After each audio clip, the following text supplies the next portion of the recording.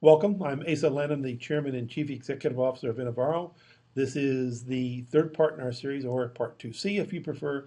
In this, we're going to talk about getting ready for the meeting, and this is a very important one.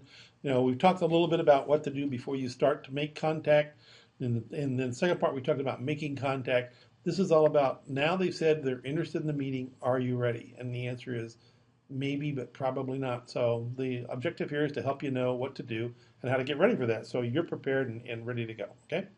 In this, I want to talk a little bit about what to send before the meeting. You've done your prep work, you've made your contact. The question is are you going to send in your PowerPoint presentation or not ahead of time? And I hear arguments on both sides, but the fact is that slightly more than 75% of the people that are coming in to present do. Right, and there's some good things that does about it. Gives an opportunity to build interest and questions, and people worry about, am I giving away too much? We'll talk a little bit about that. And also in one of the later sections, we'll talk about, okay, so what belongs in this PowerPoint presentation? There's what we refer to as the 12 magic slides. And they're pretty simple, but they're very powerful.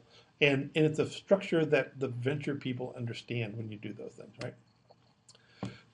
When you send your PowerPoint presentation in ahead of the meeting, you really get a chance for two reads of it. The first one is when you send it. If it's good, if it's engaging, you'll get a quick pass through on it. And then, I see these guys come in all the time with the copies of that printed in their hand, and they're looking at it again as they walk in the hall, or they're sitting down or getting ready for the meeting. Now, that doesn't mean you should not have a properly prepared set of hard copies for the meeting for anybody who would be there if they want one, right? But there's a good chance they'll have their own, and they'll bring it with them to the meeting, right? When you do that, it also allows, if they're really interested in something, it allows them to do a little bit of homework, to look at something or to pass it to somebody else and say, hey, look, what do you think about this? If they haven't, then they haven't done any homework. You're really trying to engage them with the information for the first time, and you're trying to get them to both ingest it and digest it so they can turn around and feed back to you and ask questions and engage. And that's the more time they have, the better on that. Right? But also, when you do that, tell and sell, just pitching is not a good thing, right? You really want time to talk about that. And I love prototypes in these things, right? Whether it's a software product, a hardware product, if you've got something you can show in one of these sessions, which it's tough to do in a PowerPoint slide, but if you've got something you can show, I will tell you that people will get out of their chairs and come up to lay their hands on, or they'll say, hey, look, can I try that? Or all kinds of things from an engagement standpoint. Showing the product, showing the prototype is worth its weight in gold, right? Don't expect them to come to your website. We talked about them being really busy and all that kind of stuff. If they're interested, they will come to your website.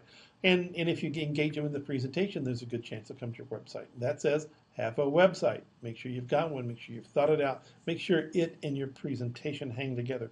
There's nothing worse than having a presentation that's one way and a website that's another way. And the first thing that'll happen is people go, what are they thinking? What are they doing? Who are these folks, right? And then the last but not least is no Word documents. Just don't send them. I've been in the executive ranks for quite a number of years, actually a few decades now. And what I've learned is on a Word document you get maybe a page and a half, but the truth is people will look at 4 slides, but they won't look at 4 pages. Don't do it. People blanch at the thought of wending their way through Word documents. Use slides, right? Let's talk about the other thing that always comes up before the meetings is non-disclosure agreements. Let me just make this simple. Forget them. They're not going to happen, right? And oh, by the way, if they do, you don't want them. And the reason they don't happen is really pretty simple. The venture capitalists don't want them, right? If you're going to come in with an NDA, they're going to be too time consuming for them to read and to process. They're not just going to sign them. They're going to have to go out to legal. There's going to be all kinds of things that go on. There's going to be a lot of risk of accusation of breach that can happen on the back of it. And the fact is it just adds too much to the cost and the time to do the transaction. Remember what I said earlier about red flags and yellow flags. You get a couple of yellow flags and your deal slows down. Your deal slows down, it's dead, right? You can't be the slow deal, right? The other part of it is that most non-disclosures are unenforceable and not provable. Unless you can really say the only way that this information could have gotten out was you provided it to someone else or you did something with it, and that's pretty difficult to do, right? fact, it's generally impossible to do, right?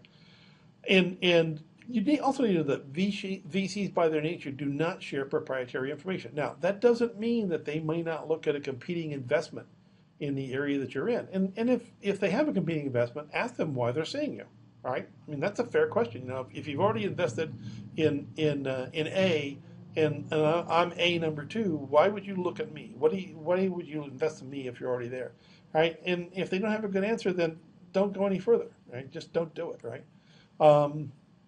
It is likely that VCs are going to see some of your competitors. You know, as I talked about, that VCs tend to invest, you know, in groups. You know, they'll be investing in biotech for a while, or they'll be investing in storage for a while. You know, a lot of people come up with ideas about how to do it. Yours may be one, it may be one of several, right? And if they're looking at your competitors as well as potential investments, they're certainly not going to sign a non-disclosure with you, because for all they know, the next person is going to walk in the door with the very same thing. So they're not going to do that, right? The other thing you need to expect is that when you do this, is your PowerPoints will get what we call get legs. That means it's going to travel. You know, if it's important, if it's interesting, it's engaging, it's going to get passed on to somebody else. Or there's going to be commentary on it. Don't put information that you don't want to that potentially disclose. I can tell you, I've seen slides that I've built come back around another presentation years later. All right, it happens. Expect it, particularly if you got good slides, right? So that's very important. So it's going to go out. So don't put non-disclosure information in your PowerPoint slides, right? So that's really all I want to talk about in this session about how to get ready for the meeting. And I thank you for your time and listening, and we'll look forward to seeing you in the next session. Thank you. Goodbye.